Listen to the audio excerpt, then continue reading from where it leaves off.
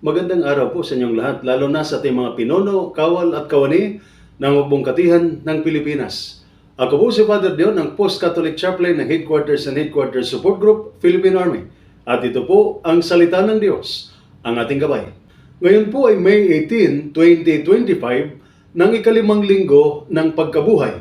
Sinabi po ni Jesus sa ating Ebanghelyo sa araw na ito, sa pag-ibig ninyo sa isa't isa, makikilala ng lahat na kayo'y akin. Mga kapatid, sa digmaan, ang unang naiisip nating sandata ay baril, taktika at lakas.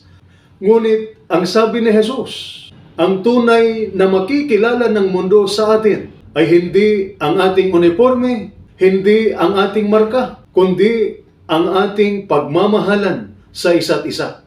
Sa loob ng kampo, sa gitna ng init, pagod at panganib, ang simpleng pag-aaruga sa kasamahan, ang pakikinig sa reklamo ng tahimik, ang pagdamay sa nahihirapan, iyan ang tunay na lakas ng isang sundalo. Hindi ito kahinaan, ito'y makapangyarihang pagmamalasakit. Kaya baka ang kasamahan mong tahimik ay may pinagdadaraan ng mabigat. Isang kumusta, isang tapik sa balikat, isang pakikinig, maaaring hindi mo alam. Ngunit baka ito ang magliligtas sa kanyang loob at magpapalakas sa kanya. Ito po ang salita ng Diyos, ang ating gabay. Manalangin tayo.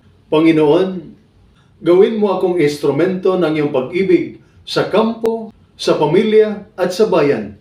Sa halip na galit, ituro mo sa akin ang pangunawa.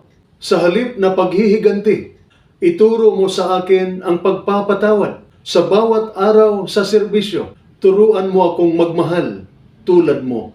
Amen. At sumainyo at sa inyong pamilya ang pagpapala ng makapangyarihang Diyos, Ama, Anak at Espiritu Santo. Amen.